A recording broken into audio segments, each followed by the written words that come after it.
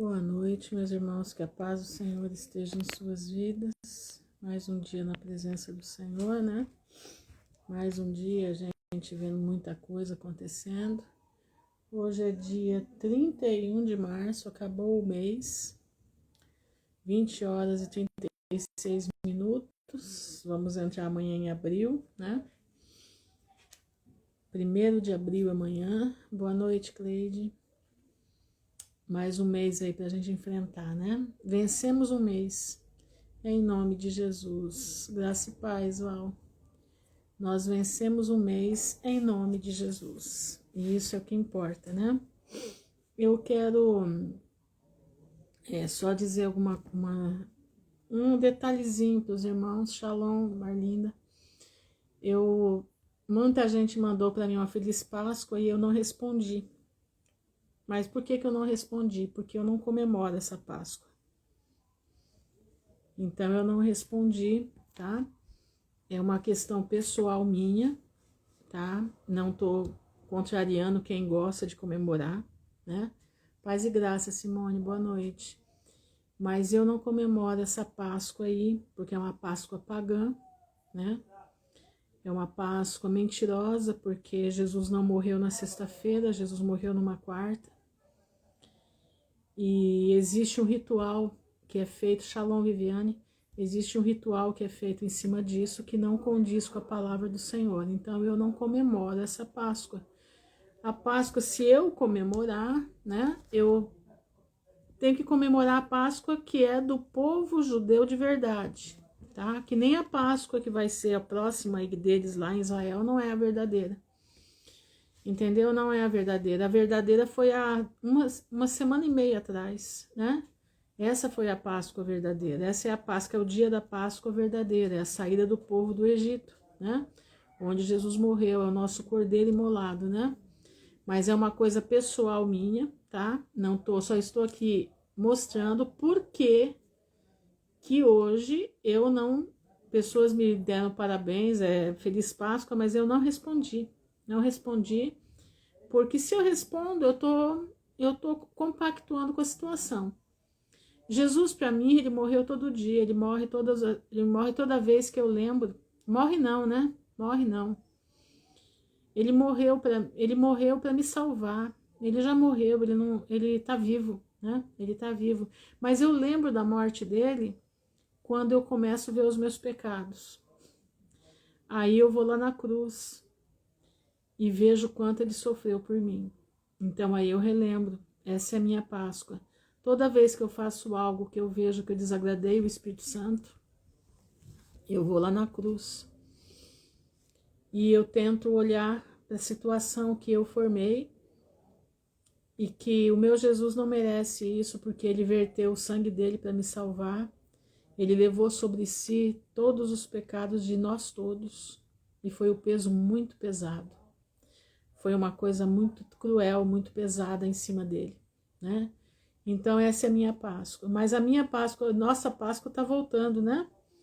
O nosso Senhor está voltando e ele veio como cordeiro para morrer como cordeiro, mas agora ele volta como leão da tribo de Judá, né? Aliás, ele já ressuscitou como leão e agora ele vem para resgatar o reino dele, né? O reino dele que foi deixado aí.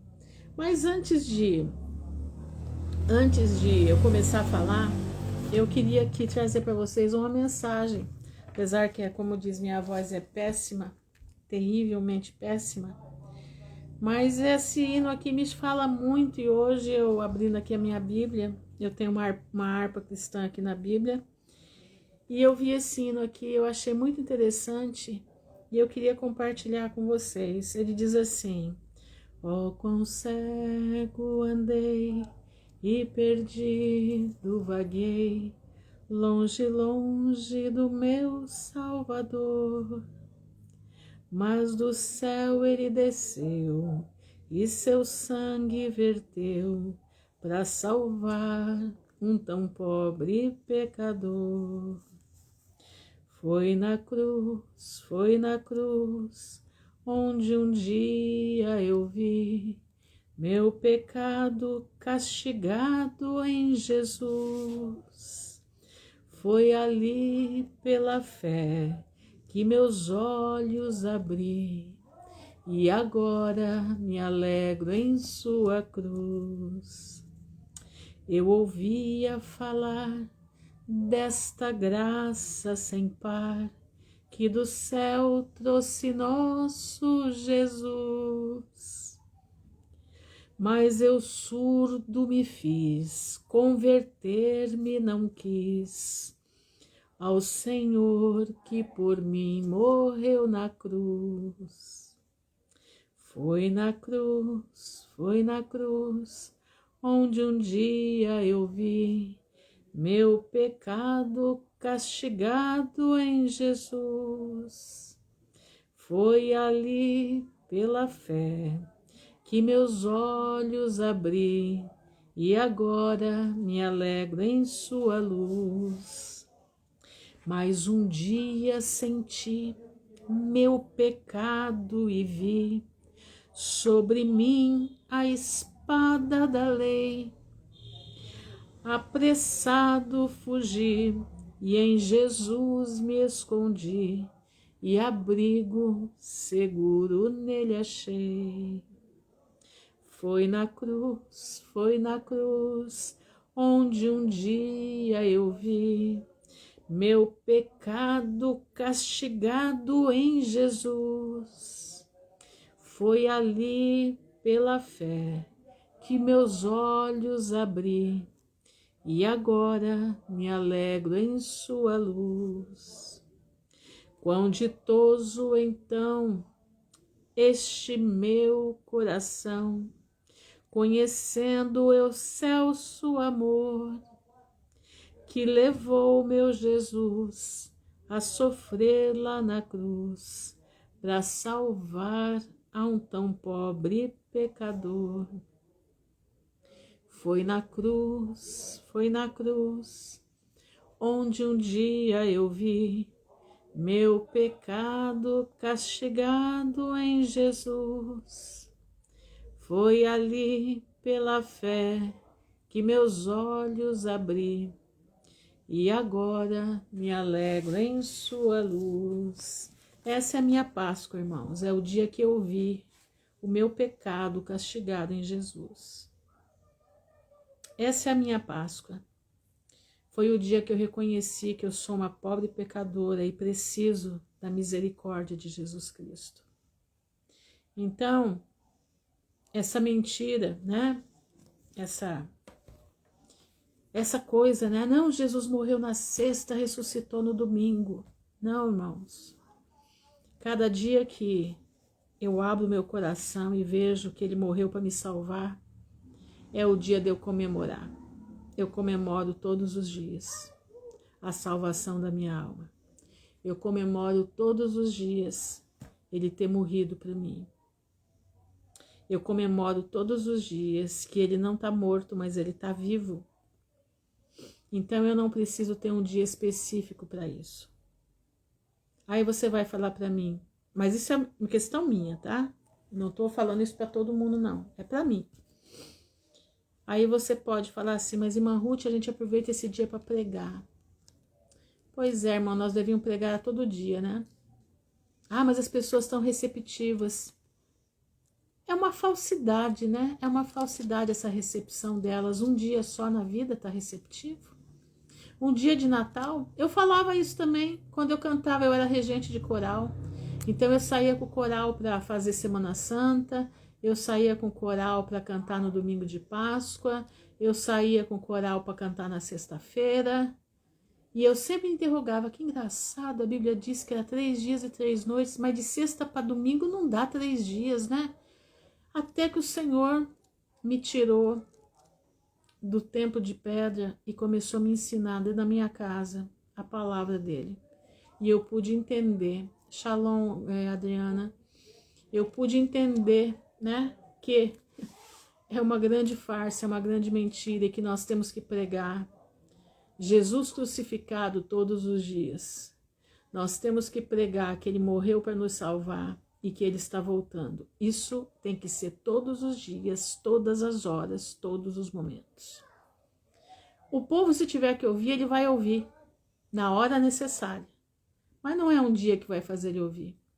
Tá todo mundo aqui festejando, a rua inteira fazendo churrasco para cima e para baixo. Mas pergunta se eles falaram de Jesus. Ah, mas nós que somos crentes. Não, nem os crentes não falam. Os crentes vão lá na igreja, hipocritamente, cantar. Cantar. Exatamente, Arlinda, exatamente isso. Não faz sentido as datas, não faz. Então, irmãos, eu digo para você, eu celebro a morte, ressurreição e a vinda do meu Jesus todos os dias da minha vida. Isso é uma constante para mim. Eu não preciso separar esse dia pagão, que eu não sei nem quem é que eles celebram na sexta-feira, porque o nosso Jesus não é. Isso você pode ter certeza. E o pior de tudo é que a pastorada toda leva as igrejas para isso, né? Isso é que é o pior. E as pessoas não se dão conta porque elas não pesquisam, elas não procuram ter conhecimento, elas não procuram ter entendimento. E os pastores nas redes sociais, Jesus morreu, mas está vivo. Jesus morreu, ele morreu, e realmente ele está vivo, mas não é só hoje não. Isso tem que ser pregado todo dia, toda hora, todo instante. Entendendo? Mas é isso aí, isso é uma maneira de eu pensar, a minha visão, tá? Eu não quero impor isso para você, para ninguém. Mas é a minha visão. Se eu estiver errada, eu pagarei pelo erro, mas eu acredito que eu não estou errada, acredito que eu estou certa. Acredito, né? Acredito, mas eu não sou a dona da verdade, mas a palavra está dizendo, então eu sigo pela palavra, né? E assim nós vamos caminhando, né? Em nome de Jesus, vamos deixando o mundo para trás, o mundo, o seu paganismo, né? Porque queira ou não queira, a Páscoa é pagão, não tem como não ver que não é. O que tem a ver um ovo de Páscoa, né? Com Jesus na cruz? O que tem a ver Ishtar com Jesus? Quem é aquele boneco de seda que está lá, que eles carregam na Sexta-feira Santa? Quem é aquele boneco? Será que é Jesus mesmo? Aí eu fico pensando, quem é aquele boneco lá? O que realmente tem naquela missa de sexta-feira? Você já parou para pensar nisso? Eu já ouvi alguns relatos que existe uma missa negra feita na sexta-feira. Quem realmente é, né? Então fica a pergunta para a gente pesquisar, tá bom? Mas vamos lá, vamos começar a nossa leitura, né? Eu quero começar, todos os feriados gregorianos são pagãos, exatamente. Abominação eterna, exato. Infelizmente ou felizmente, a verdade é essa. Boa noite, Alberto, boa noite. Então vamos lá, eu quero ler primeiro as famílias de Jacó, para vocês poderem entender como as coisas sucederam após José, tá bom? Então eu vou ler o capítulo 45 primeiro do livro dos Justos e depois eu vou ler o capítulo 40 do livro do Gênesis, tá bom? Pra gente entender certinho como que a coisa funciona, tá? E foi nesse tempo, nesse ano, que é o ano da ida de José para o Egito, após seus irmãos terem vendido, que Ruben, filho de Jacó, foi para Timá e tomou como esposa Uliurã, a filha de Ave, o cananeu, e ele veio a ela. E Uliurã, a esposa de Ruben, concebeu e deu à luz. Uma parada aí, deu uma parada aqui, mas eu acho que tá todo mundo aí, né? Aqui tá dando para mim que tá, vou continuar, tá bom? Diná e Ulirã, a esposa de Ruben, concebeu e deu à luz a Hanoque, Palu, Shetzron, Carmi, 4 filhos. E Shamiú, seu irmão, tomou a irmã de Ruben, Diná, como esposa. E ela deu à luz para ele a Memuel, e a mim, Ohad, e a Shin, Joshar, 5 filhos. E depois veio Buná, mulher cananeia, a mesma Buná que Shamiú tomou em cativeiro da cidade de Shechem, que é Siquém. E Buná era sua mulher antes de Diná e servia a ela. e Xamiú veio a Era, e ela deu à luz a Shaul. E Judá foi naquela época para Adulã, e ele veio a um homem de Adulã, seu nome era Irá. Prestem atenção, Shalom. Obrigado, Arlinda, obrigado por ter avisado, minha irmã. Seu nome era Irá, e Judá viu lá a filha de um homem de Canaã, e seu nome era Aliate, filha de Shuá. E ele a tomou como mulher, e Aliate deu à luz para dar a Er. Presta atenção, essa mulher de Judá, lembra que eu falei, nós já lemos ali sobre Judá e Tamar? Presta atenção, essa mulher de Judá, ela era uma cananita. Presta atenção nisso, põe a tua cabeça para funcionar. Quem são os cananitas? Lembra quem são os cananitas? Cananitas eram depravados. Cananitas eram aqueles que Noé amaldiçoou. A mulher de Judá era essa mulher, era uma mulher cananita. E ela deu à luz para Judá a Er. Presta atenção nos detalhes que vão ser colocados aqui. A Onã e a Shiló, 3 filhos. E Levi e Issacar foram para as terras do Oriente. Levi e Issacar não pegaram mulher das filhas dos cananeus. Eles foram para o Oriente e tomaram para si mesmos por esposas a filha de Obabe, filho de Oquitã, filho de Eber, descendentes de Sem. Filhos de Sem, eles foram pegar diretamente da tribo semita.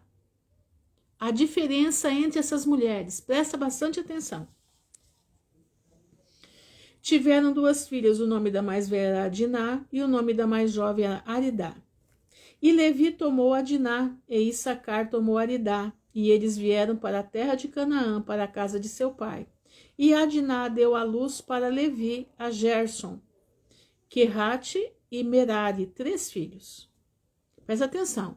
Então, Issacar e Levi pegaram mulheres descendentes de Sem, da família deles, tá? Ruben e Judá pegaram mulheres cananitas. Olha a situação, presta atenção nesses detalhes aqui. E Aridá deu à luz a Issacar, deu a Tolá, Puvá, Jó. Lembra de Jó? É esse aqui, é o mesmo Jó do livro de Jó. Ele era filho de Issacar. Olha isso aqui. E Chorom, 4 filhos. E Dan foi para a terra de Moabe e tomou como esposa Afalete, filha de Chamudã, o Moabita. Agora olha só, Dan, lembra Dan, serpente no caminho? Olha quem ele foi pegar, uma Moabita. E ele a trouxe à terra de Canaã. E a Filalete era estéril, ela não tinha descendência. E o Senhor depois lembrou-se de Afilalete, a esposa de Dan. E ela concebeu e deu à luz a um filho. E ela o chamou o seu nome de Cuxim. E Gade e Naphtali foram a Harã e tomaram as filhas de Amurã, o filho de Uz, filho de Naor, como esposas. Esse daqui também foi para a terra dos seus antepassados para trazer esposas, filha de Naor, que era o irmão de Abraão. Presta atenção. E estes são os nomes das filhas de Amurã. O nome da mais velha foi Merimá, e o nome da mais jovem, Uziti. Naphtali tomou Merimá, e Gade tomou Uzite. E levaram-nas para a terra de Canaã, para a casa de seu pai. E Merimá gerou a Ixael, para Naphtali, Guni, e Azer e Shalem, 4 filhos. E Uzite gerou a Gade, Zefion, Jage, Shuni, Esbom, Eri, Arode e Arali, 7 filhos. E Azer foi e tomou Adom, filha de Afilau, filhos de Haddad, filho de Ismael. Eles fizeram uma miscelânea aqui, né? Como esposa. E ele trouxe a terra de Canaã. E Adom, a esposa de Azer, morreu naqueles dias. Ela não tinha dado a ele nenhuma descendência. E foi depois da morte de Adom que Azer passou para o outro lado do rio e tomou como esposa Adurá, a filha de Abimaú, filho de Eber, filho de Sem. E a jovem era de uma aparência bonita e uma mulher sábia, da tribo de Sem. E ela foi esposa de Malquiú, ela era uma viúva, filho de Elam, filho de Sem. E Arudaque deu à luz uma filha, Malquiú, e ele a chamou de Seraque. E Malquiú morreu após isso, que era o esposo dela, o primeiro. E Adurá permaneceu na casa de seu pai. E depois da morte da esposa de Azer, ele tomou Adurá como sua esposa. Ela era viúva de um filho de Sem. Presta atenção. E a trouxe para a terra de Canaã. E Seraque, sua filha, também a trouxe. E ela tinha 13 anos de idade. E a donzela foi trazida para a casa de Jacó. E a donzela era de uma aparência bonita. E ela andou nos caminhos dos filhos de Jacó. E não lhe faltava nada. E o Senhor deu-lhe sabedoria e compreensão. Presta atenção como a descendência ela é uma coisa tremenda. E Adurá, a esposa de Azer, concebeu e deu à luz a Imá, Ishivá, Ishivi, Beriá, deu 4 filhos. E Zebulon foi a Midian e tomou como esposa Mirixá, a filha de Molade, o filho de Abidá, filho de Midian. Midian era um filho de Abraão, mas eles serviam outros deuses. E a trouxe à terra de Canaã. E Meruxá gerou a Sered e Zebulon, Elon e Chaleel, 3 filhos. E Jacó enviou para Arã, filho de Zoba, filho de Terá. E ele tomou para seu filho Benjamim. Escuta isso. Jacó viu que a família dele estava ficando com uma mistura meio estranha. Tinha cananeu, tinha moabita, e fez dos filhos dele irem lá na terra dele, né? As terras de Sem, e buscarem mulheres semitas. Eles estavam buscando mulheres cananitas, moabitas, que era filho de incesto. Presta atenção, irmãos, para vocês terem noção de como que as coisas são. Mas, irmã Ruth, se elas se convertessem? Pois é, aí que mora, a gente não sabe. Mas a gente vê o fruto. Olha o fruto dos filhos de Judá. 2 morreram. Por que eles morreram? Porque faziam o que era mal aos olhos dos... Boa noite, Daniele. Fazia mal aos olhos de Deus. Presta atenção. Presta bastante atenção. Olha aqui, ó. E Jacó enviou para Arã, que era a terra de Sem, filho de Zoba, filho de Terá, e ele tomou para o seu filho Benjamim, Mexalia, filha de Arã, e ela veio para a terra de Canaã, para a casa de Jacó. E Benjamim tinha 10 anos quando ficou com Mexalia, filha de Arã, como esposa. Presta atenção. Filha de Arã como esposa. Jacó mandou buscar na terra da sua descendência uma esposa para Benjamim. Ele já estava velho, ele falou, vai que, né? Traga uma mulher qualquer para o meu filho, eu vou colocar uma mulher decente da família para ele. E Mexalia concebeu e gerou para Benjamim a Bela, Becher, Ashibel, Gera e Naamã, 5 filhos. E Benjamim tomou depois como esposa Aribate, filha de Chorom, filho de Abruã, de sua primeira esposa. E ela tinha 18 anos de idade, e gerou para Benjamim a Ashi, Voshi, Mupim, Chupim e Orde, 5 filhos. Presta atenção. E naqueles dias, Judá foi à casa de Sem. Boa noite, Cláudia. E tomou a Tamar. Olha, Tamar não era da terra dos cananitas. A Bíblia, em Gênesis, dá a impressão que é, mas ela não era. Ela era da casa de Sem. Tamar era uma mulher da casa de Sem. Filha de Elã, filho de Shuam, como esposa para seu primeiro filho Presta atenção, Tamar, ela não era daquelas terras, ela era filha de um dos filhos de Sem. E veio a sua esposa Tamar, e ela tornou-se sua esposa. E quando ele chegou a ela, ele desperdiçava a sua semente, ele jogava o sêmen fora.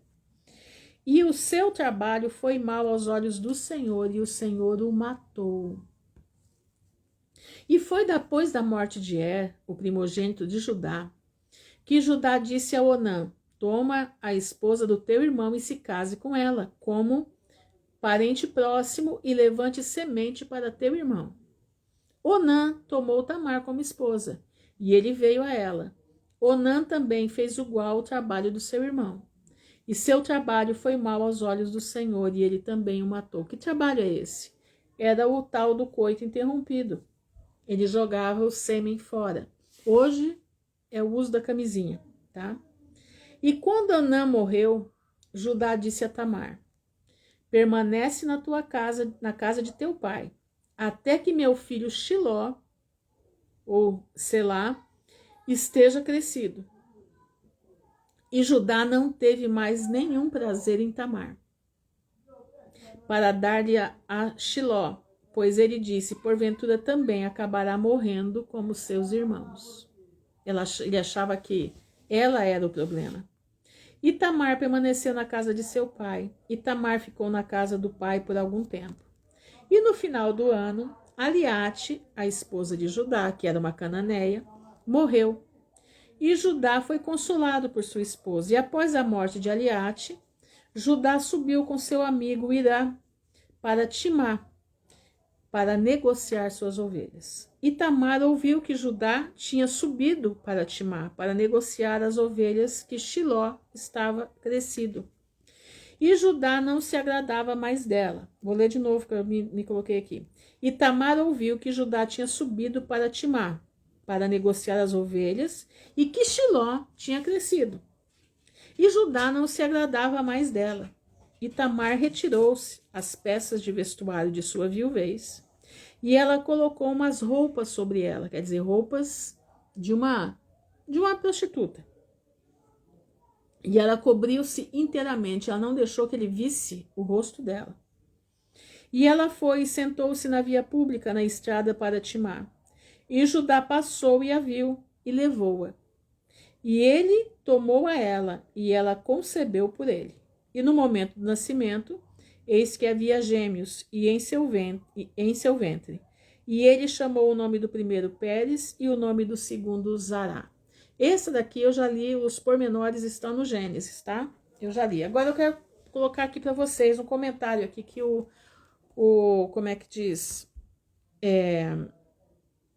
Como é que é o nome do comentarista aqui? O Alessandro Erivelto fez, na tradução que ele fez aqui. Jó era o homem mais rico do Oriente. Lembra o livro de Jó, tá? Ele era o terceiro filho de Issacar.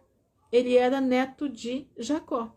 Jó era neto de Jacó, anota aí, porque é interessante a gente saber esses detalhes. Eu gosto muito dessas coisas, eu gosto muito de saber os detalhes, por isso que eu trago essas coisas para vocês, tá? Porque do jeito que eu gosto de ser, entendeu? Graça e paz, Clarinda.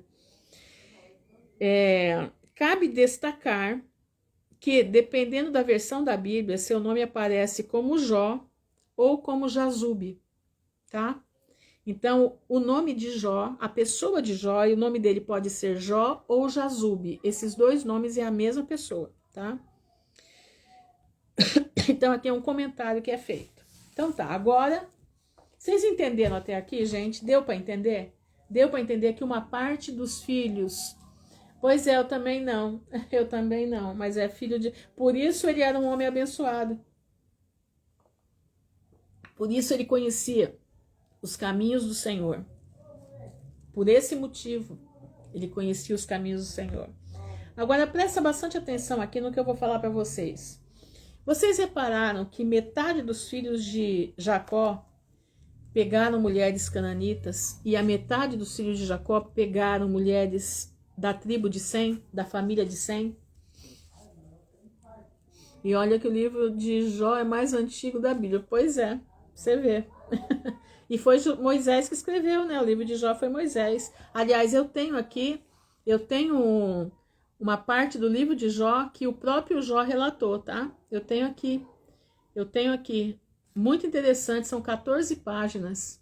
14 páginas, ele relatando o que aconteceu com ele. Muito interessante.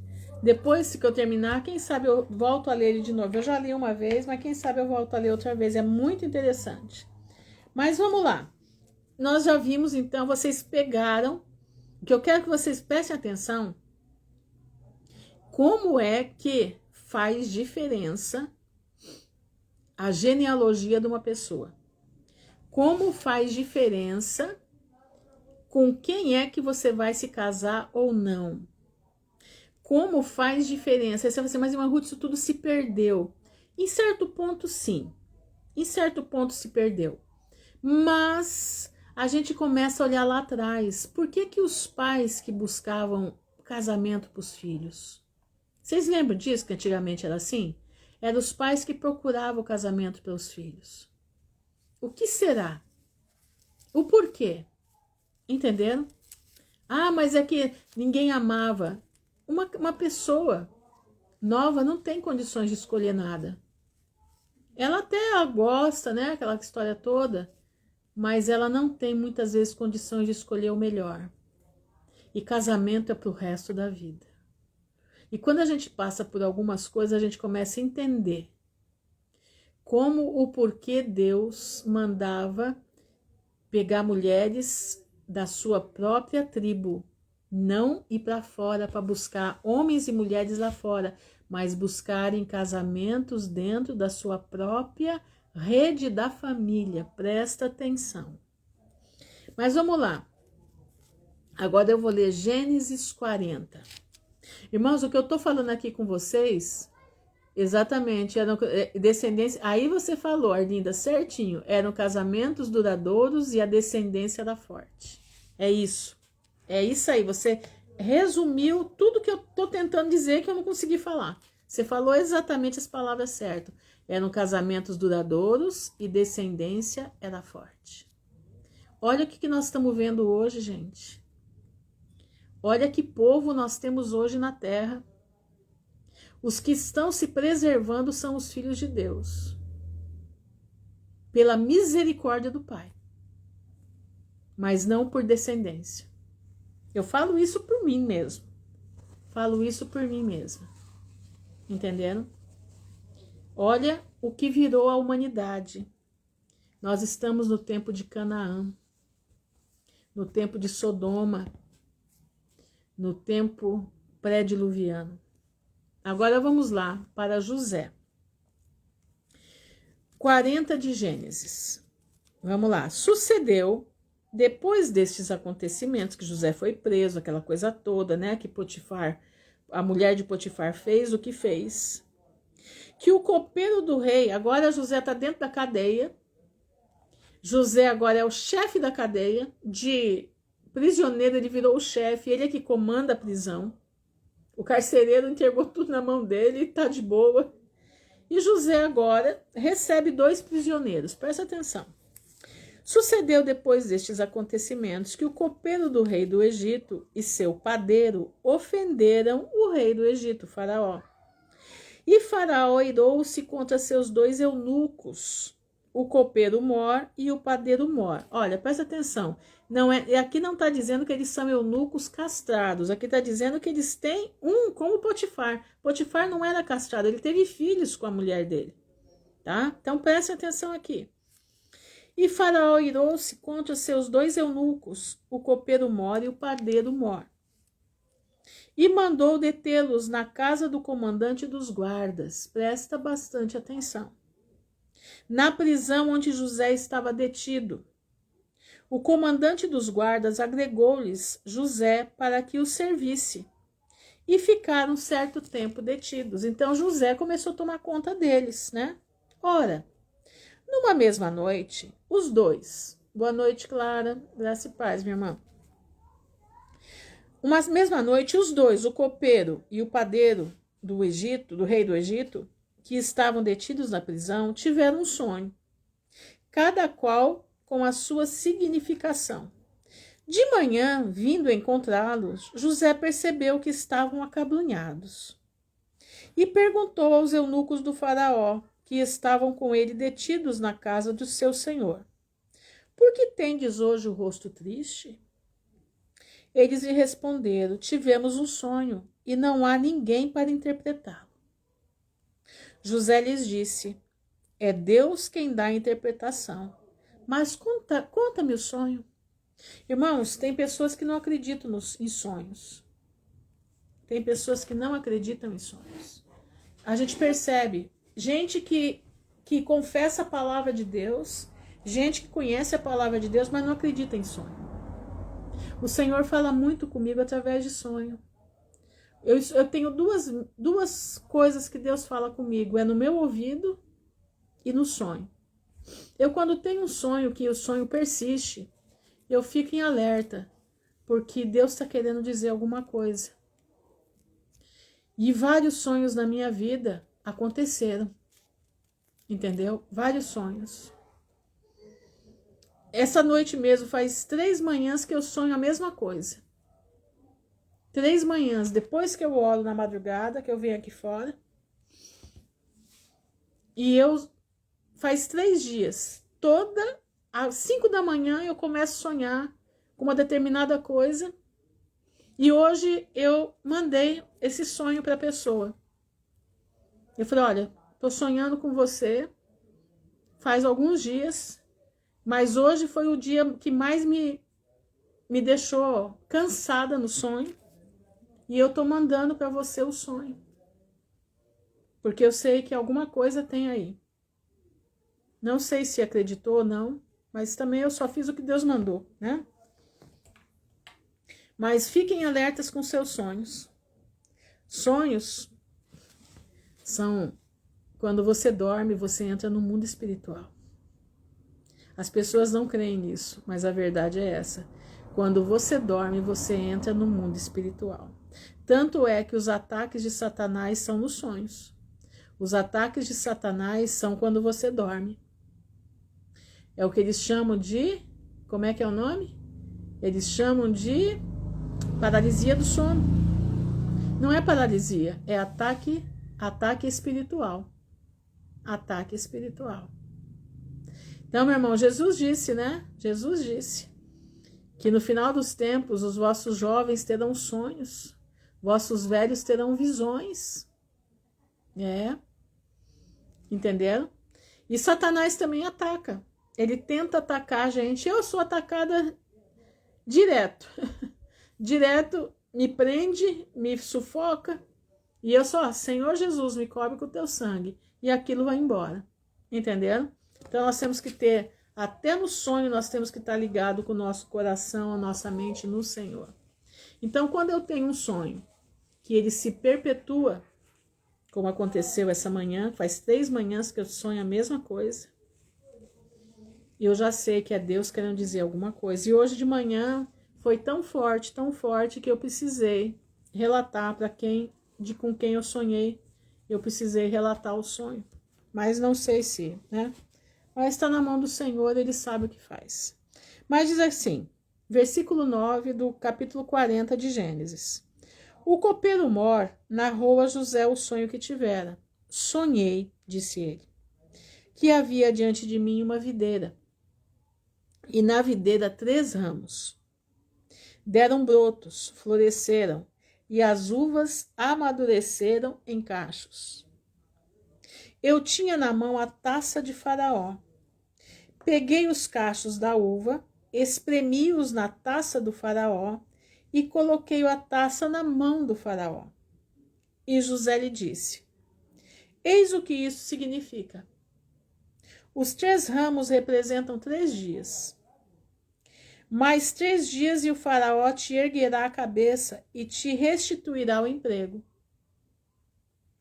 Colocarás a taça do Faraó em sua mão, como outrora tinhas o costume de fazer, quando era seu copeiro.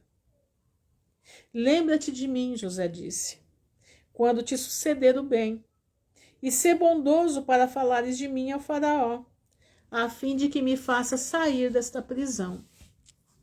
Com efeito, fui arrebatado da terra dos hebreus, e aqui mesmo nada fiz, para que me pudessem prender. O padeiro Mor viu que era uma interpretação favorável e disse a José: eu também tive um sonho. Havia 3 cestas de bolo sobre a minha cabeça. Na cesta mais alta havia todos os tipos de doces que o faraó come, mas as aves os comiam na cesta, sobre a minha cabeça. José respondeu assim: eis que isto significa: as 3 cestas representam 3 dias. Mais 3 dias ainda e o faraó te erguerá a cabeça, enforcar-te-á, e as aves comerão a tua carne acima de ti. Tremendo, hein? Efetivamente, no 3º dia, que era o aniversário de Faraó, este deu um banquete a todos os seus oficiais e soltou o copeiro Mor e o padeiro Mor no meio de seus oficiais. Ele reabilitou o copeiro na copa real e este colocou a taça na mão de Faraó. Quanto ao padeiro, enforcou-o, como José lhe havia explicado. Mas o copeiro Mor não se lembrou de José, ele o esqueceu. É sempre assim, né, irmãos? Quando você faz o bem para alguém, a pessoa esquece. Ela esquece do bem, né? Mas Deus tem planos em tudo. Isso aqui é o mais bonito. Deus tem planos em tudo. Deus tinha um plano com José. O tempo de José ainda na moenda não tinha acabado. O tempo de José na prensa para derramar o azeite que precisava sair de José ainda não tinha terminado. Ele ainda estava na moenda, ele estava na prensa. Ele precisava sair dele o azeite maravilhoso que Deus ia fazer com ele, a obra que Deus ia fazer. Então prestem atenção agora, eu vou voltar para o livro dos justos. Olha aqui, ó. Opa, minha coisa caiu. Vou voltar para o livro dos justos e vou ler José, capítulo 46. Presta bastante atenção no que eu vou ler aqui para você.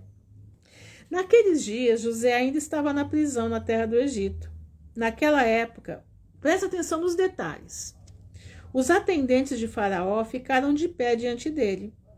O chefe dos mordomos e o chefe dos padeiros, que pertenciam ao rei do Egito. E o mordomo tomou o vinho e o colocou diante do rei para beber. E o padeiro colocou o pão diante do rei para comer. O rei bebeu o vinho e comeu o pão. Ele e seus funcionários e ministros que comeram da mesa do rei. E enquanto eles estavam comendo e bebendo lá, o mordomo e o padeiro permaneceram. E os ministros do faraó encontraram muitas moscas no vinho. Olha por que o copeiro foi tirado. O povo do faraó, os governantes do faraó, encontraram muitas moscas no vinho que tinha trazido o mordomo. E pedras de nitrato foram encontradas no pão da padaria. Escuta isso. Por que o padeiro e o copeiro foram presos? Um porque tinha mosca no vinho e o outro porque encontraram pedras de nitrato dentro do pão. O capitão colocou José com o atendente oficial do faraó. E os oficiais do faraó estavam presos há 1 ano. Presta atenção. Fazia 1 ano que eles estavam na prisão. E no final do ano, ambos sonharam sonhos em uma noite, na prisão onde estavam. Pela manhã, José foi assisti-los, como de costume, e os viu. E eis que seus rostos estavam abatidos e tristes. E José perguntou: por que estão tristes e desanimados nesse dia? E eles disseram: tivemos sonhos e não há ninguém para interpretar. E José disse-lhes: conte-me, eu lhe peço, seus sonhos para mim, e o Senhor dará a vocês uma resposta de paz, como vocês desejam. E o mordomo contou seu sonho a José. E disse: eu tive um sonho, e eis uma grande vinha estava diante de mim. E eis que na vinha eu via 3 ramos. E a vinha rapidamente cresceu e alcançou uma grande altura, e seus ramos foram curados e tornaram-se uvas. E eu peguei as uvas e pressionei-as em um copo e coloquei-o nas mãos de Faraó, e ele bebeu. E José lhe disse: os 3 ramos da vinha são 3 dias. Ainda no prazo de 3 dias o rei vai mandar que você seja levado para fora. E ele irá te restaurar o teu ofício, e tornarás a dar ao rei o seu vinho para beber como no início, quando eras mordomo. Mas deixe-me encontrar favor nos teus olhos, para que te lembres de mim, quando Faraó estiver bem contigo, e tragas bondade sobre mim. José estava pedindo: tira-me dessa prisão, pois fui roubado da terra de Canaã e fui vendido como um escravo nesse lugar. E também o que foi dito relativo à esposa do meu mestre é falso, pois eles colocaram-me neste calabouço por nada. E o mordomo respondeu a José, dizendo: se o rei lidar bem comigo como antes, tal como tu interpretaste a mim, vou fazer tudo o que tu desejas e te tirarei deste calabouço. Esse foi o trato dele com o copeiro do rei. E o padeiro, vendo que José com precisão havia interpretado o sonho do mordomo, também aproximou-se e contou todo o seu sonho a José. E disse: meu sonho eu vi, e eis que havia 3 cestas brancas na minha cabeça. E olhei, e eis que lá estavam o cesto superior, todos os tipos de carne cozidas para Faraó, e eis que as aves estavam comendo-as de fora da minha cabeça. E José lhe disse: 3 cestas que tu viste são 3 dias. Dentro de 3 dias Faraó cortará a tua cabeça e a pendurará numa árvore, e as aves irão comer a tua carne, como viste em teu sonho. Que triste, hein?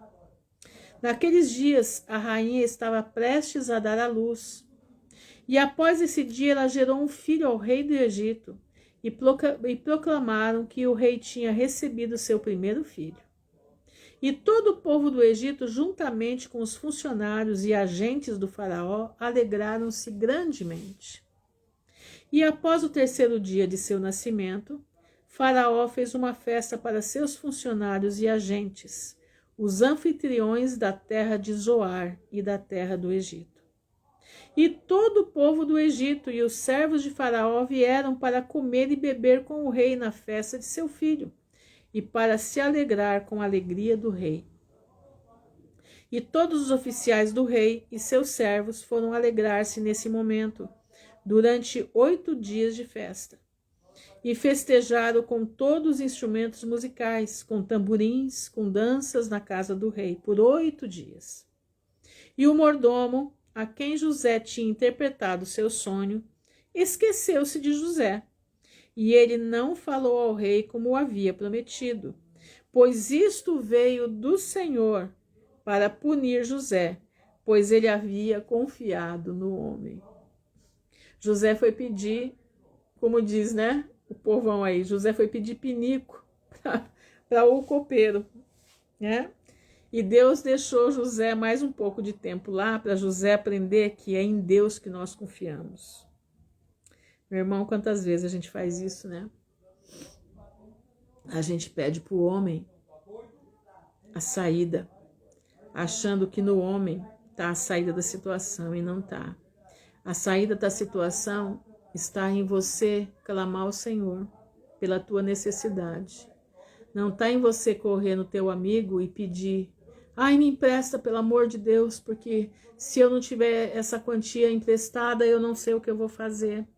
E aí o que acontece? Você vai se enrolar mais ainda, porque aí você, além de você não ter conseguido pagar tudo, ainda vai ficar devendo para o teu companheiro e não vai conseguir pagar. Sabe por que acontece isso? Porque você não foi primeiramente no Senhor. Você não pediu para o Pai primeiro. Irmãos, presta atenção. Quando Deus quer agir, quando Deus quer te livrar de uma situação, é Ele que vai livrar. Você não precisa fazer ponte com ninguém. Escuta o que eu estou te falando.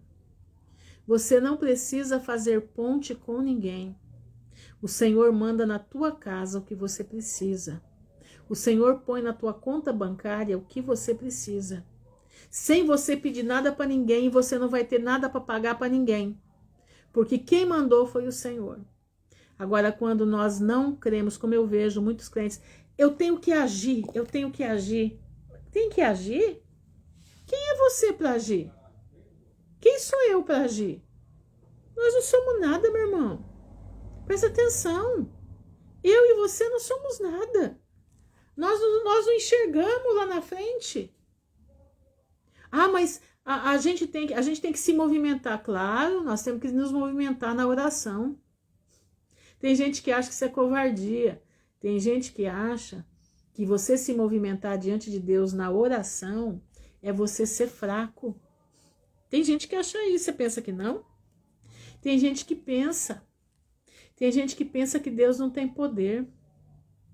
Que se eu não me mexer, eu pensava assim. Eu era isso aí também. Eu pensava desse jeito. Eu precisei entrar na moenda. Eu estou vendo aqui José, né? Olha assim, ó. Pois ele não havia confiado no Senhor. Deus deixou ele mais 2 anos lá. Ele podia ter interpretado e ter clamado ao Senhor, Senhor, faz ele lembrar de mim quando estiver diante de Faraó. Entendeu? 2 anos antes era para José ter saído da prisão. A tua prisão, meu irmão, ela tá aí, você sabe por quê? Porque você não confia em Deus totalmente. Você acha que Deus está lá e você está aqui. Se você não se mexer, a coisa não vai acontecer. Meu irmão, é o contrário. Quando você para e você começa a entrar no mundo espiritual, você entra no mundo para falar com Deus. E você luta no vale de Jaboque pela bênção. A bênção vem. Ó, Deus está falando com uma pessoa aí. Eu sei quem é ela, mas eu não vou falar quem é. Presta bastante atenção no que eu vou dizer.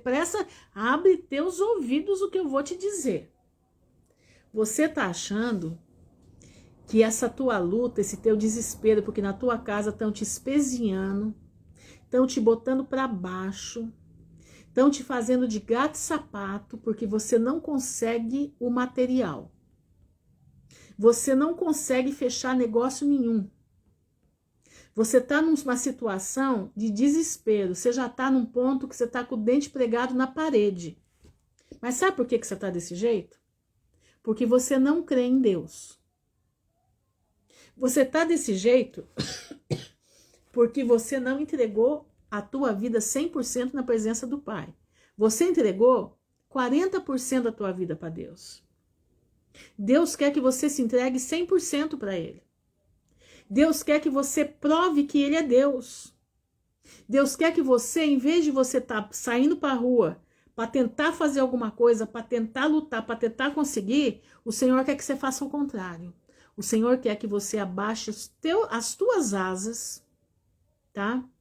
Você precisa abaixar os teus bracinhos que estão farfalhando por aí, sentar e falar, Senhor, eu não sou nada e eu preciso de Ti. Eu preciso, Pai, que o Senhor levante a minha cabeça no meio da minha família, porque eu estou enterrado.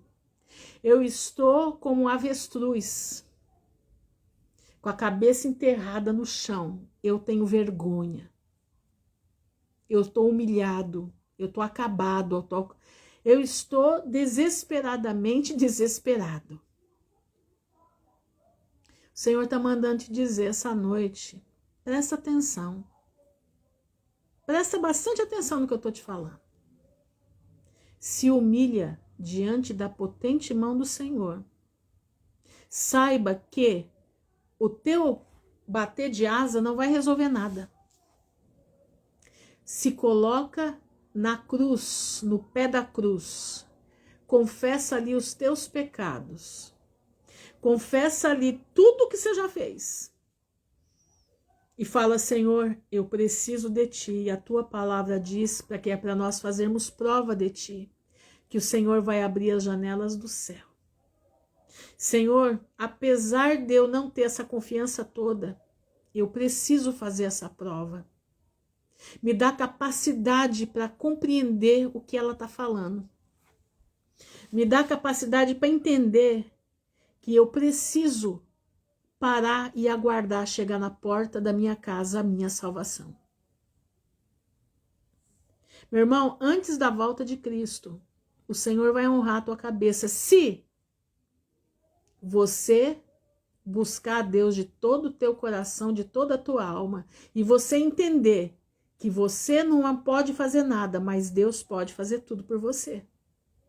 Presta atenção no que eu tô te falando. Eu sei quem você é, mas eu não vou falar quem você é. Tá entendendo? Deus está mandando te dizer isso hoje. Antes da volta de Jesus, Deus vai levantar a tua cabeça no meio da tua família. Mas você precisa se entregar a Deus 100%. Não é só os 40% que você se entregou. Você acredita, você entende, mas você não confia. E o Senhor quer nessa noite que você confie. Se você não confiar, meu irmão, não vai resolver nada. O problema teu com Deus é o problema de José aqui. José foi pedir pinico, desculpa a expressão, mas José foi pedir pinico para o mordomo que servia na mesa do rei.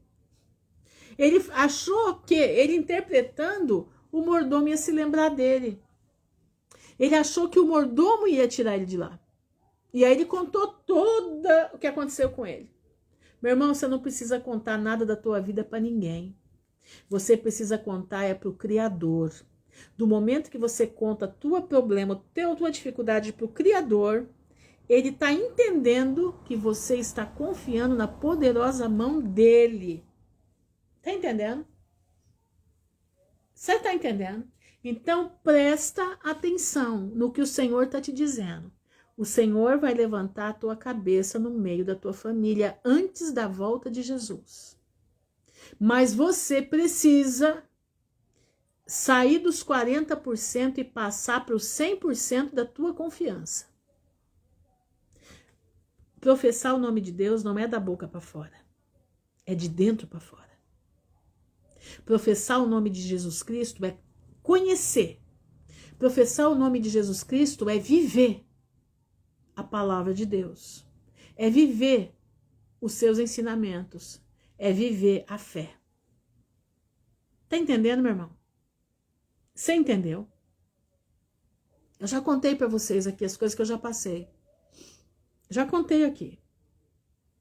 Eu vou contar só mais uma vez, eu contar uma aqui. Uma coisa que é bem pequenininha. Mas para mim foi o máximo. Quando eu fui jogada para morar numa favela daqui da cidade, eu e minhas 2 filhas, eu não tinha como guardar as escovas de dente. Eu já contei isso aqui, o pessoal já ouviu, mas eu vou contar de novo porque o Senhor está mandando eu contar. Eu guardava as minhas escovas de dente enrolada em papel em saco de supermercado. Eu enrolava cada uma, as 3 escovas de dente, tudo separadinho, guardava para não ter perigo, porque o lugar não tinha armário, não tinha nada que pudesse tampar, eram só prateleiras que eu tinha. E eu, quando ia no mercado, eu olhava aquelas caixinhas de colocar na escova de dente, né? Pequenininha assim, tampar a escova de dente. Eu olhava para aquilo, custava R$3,50 na época. 4 caixinhas. Eu olhava para aquilo e falava, meu Deus, que situação que eu tô. Antigamente isso aqui para mim era dinheiro que ficava jogado debaixo dos móveis. Tinha muita moeda, né? As moedas ficavam debaixo de móvel. Uma vez uma funcionária minha achou, acho que mais de R$100 de moeda esparramado pela casa. Só para vocês terem ideia. E eu olhava para aquilo e falava, e hoje eu não posso comprar. Eu não tenho condições, porque se eu gastar R$3,50, eu deixo de levar leite para as meninas. E eu olhava para aquelas... E só eu e Deus sabíamos do que eu estava pedindo. Só eu e ele sabíamos daquilo. E quando foi um dia... Isso passou uns 3 ou 4 meses.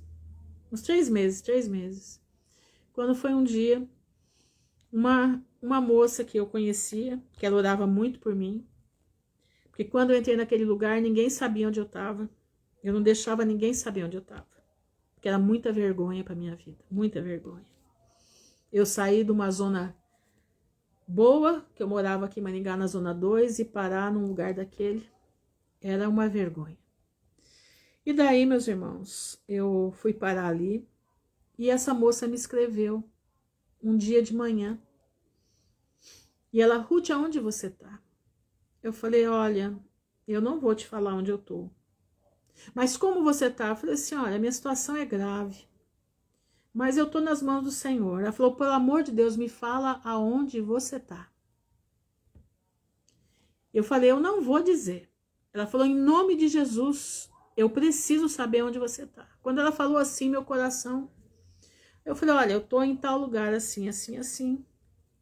Eu falei, só tô falando isso porque você falou no nome de Jesus. Ela falou, então tá bom. A Valesca é o nome dela. Ela falou, me aguarda que até o final da tarde eu tô chegando aí. Eu falei, Valesca, pelo amor de Deus, você não repara o lugar que eu tô morando. Eu te peço, em nome de Jesus, não repara, porque eu tenho vergonha de estar nesse lugar. Ela falou, minha irmã, eu não estou aí indo ver o lugar, eu estou indo ver você. Tá bom. Passou o dia, quando foi 5 da tarde, ela chegou. E lá era assim, a casinha que eu estava ficava bem no alto, e você tinha que descer uma rampa muito íngreme para chegar até na rua, que era uma rua toda de terra, toda bagunçada, e tinha um portãozão, que nem portão de fazenda na frente, aqueles com aquelas grades, grade não parece uma tela de metal, né, que eles colocam naquelas ferragens. E ela chegou, quando ela chegou, que eu olhei, eu falei, mas meu Deus, ainda veio com mais uma, ainda mulher de um médico que eu conhecia aqui de Maringá. Foi, Senhor, tem misericórdia, que situação a minha agora. Elas entraram, mas de metal, tudo de metal. É grade mesmo de dividir fazenda aquilo lá. Aí ela pegou, entrou, orou e falou para mim, vamos lá embaixo que eu tenho um negócio para você. Ela tinha um Logan, o Logan tem um porta-mala enorme. Quando ela abriu o porta-mala explodiu de tanta compra de mercado que tinha ali. Quando eu olhei aquilo, eu falei, Senhor Jesus. Ela falou, olha, o Senhor mandou eu fazer essa compra para você. Irmãos, tinha de tudo, do bom e do melhor. Não era qualquer coisa, não era uma compra para uma pessoa, uma cesta básica. Não, não era isso. Era peça de mussarela, era, como é que diz? Era, acho que 6 ou 7 quilos de carne, frango. Vocês não têm noção do que tinha ali. Não era, exatamente, é um arame entrelaçado, exatamente isso. Obrigado, Adriana. E ali, meus irmãos, aquela compra era uma compra fantástica. Shampoo não era shampoozinho, era shampoozão da Elsef, que é um shampoo caríssimo. Cremes caríssimos. Óleo de girassol, azeite de oliva. Aquilo não era sabonete do mais caro, Febo. Irmãos, não era uma compra qualquer, era uma senhora compra para uma pessoa importante. Era para ela aquela compra, não era para mim. E eu fui abrindo tudo aquilo, fui abrindo. Quando chegou no último pacote, sabe o que tinha lá? As caixinhas que eu vivia namorando elas dentro do mercado. E eu nunca podia comprar. De toda compra, aquilo ali para mim foi o cuidado de Deus na minha vida. Aquelas caixinhas. Que tanto eu falava, ai Senhor, que coisa, eu não posso comprar. Mas era só eu e Deus que sabíamos. Ninguém mais sabia. Ninguém mais sabia. Esse é o Deus que operou na minha vida. Porque eu não me queixo com ninguém de nada meu, meus irmãos. Eu não me queixo nada para ninguém. Quando eu tenho uma causa na presença do Senhor, eu vou a Ele. Quando eu tenho uma necessidade, eu vou nele. Eu não fico falando, nem para minhas filhas eu não falo nada. Eu não falo nada, eu fico quieta. Porque eu sei que o Deus que eu sirvo é o Deus que vai fazer o que eu preciso. Sabe por quê? Porque Ele é o meu criador, Ele é o meu marido. Então ele age como tal na minha vida porque eu confio nele, mas eu não fico falando para ninguém, eu tô passando isso, eu tô passando aquilo, eu tô passando aquilo outro. Não, eu não falo. Quando eu tô doente, você tá achando que eu fico aí esbravejando pros outros? Quando você percebe que eu tô doente é porque eu tô mal para valer. Não, eu vou aos pés do Senhor e falo, Senhor, eu não tô me sentindo bem. Eu preciso que o Senhor me dê um pouquinho de anos de vida ainda, mas eu quero viver com qualidade. Tem como o Senhor me indicar um remédio, o Senhor me mostrar o que eu tenho que fazer para eu ficar bem? O Senhor pode fazer isso por mim, Pai? Eu te peço em nome de Jesus. Opera na minha vida. Quando eu vejo, irmãos, Deus me esclarece na minha mente, toma tal coisa, faz tal coisa.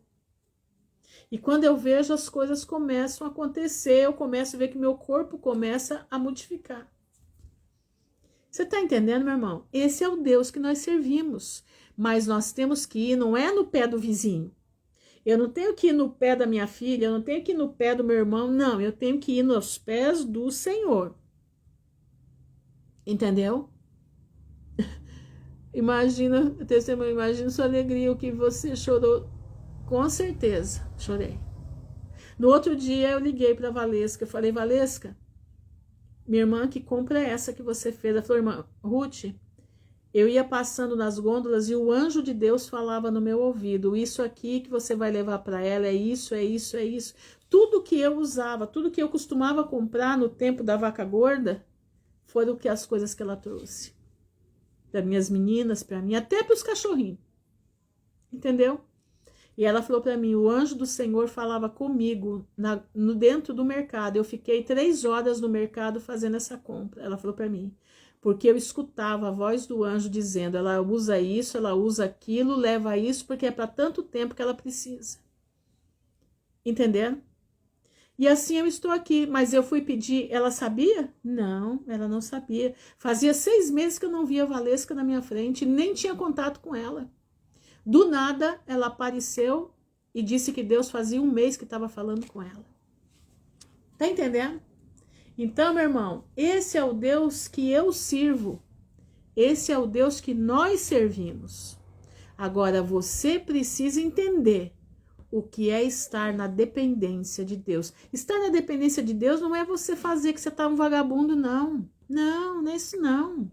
Estar na dependência de Deus é você segurar no vestido de Jesus e dizer, Senhor, eu só tenho a Ti. Eu só tenho a Ti para poder pedir. Eu preciso que o Senhor levante a minha cabeça no meio da minha família.